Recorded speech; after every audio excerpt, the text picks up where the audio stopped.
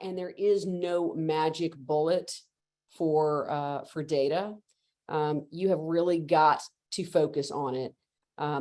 We have so many firms now that are changing CRM systems or looking to change CRM systems. And so now we've had to put together this plan called data migration preparation to figure out, you don't want to move all that data.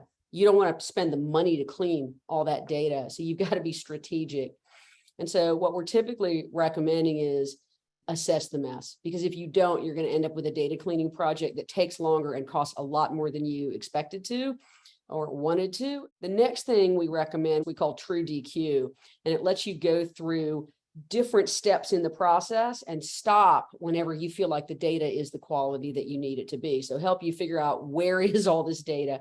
How do we bring it together? Identify which are the most important data sets, starting with an automated system, because that's the fastest way to clean up data.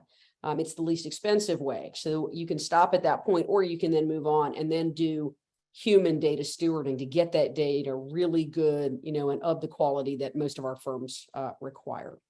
And then to also append missing data.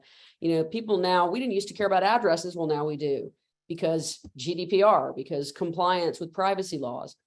So you've got to now think about addresses. When people are dealing with webinars and you're having to send packets out, now we need home addresses. We never thought we'd need that kind of information. To keep up with it is next to impossible, but you've got to dedicate resources to it. Frankly, we're not in law firms. We're not in the data stewarding business. That is not what we do. We are in the legal services and the client taking care of business, right? Client service. And so outsourcing is a good option to get that out to some lower expense professionals who do this for a living and actually don't hate it, which most people do.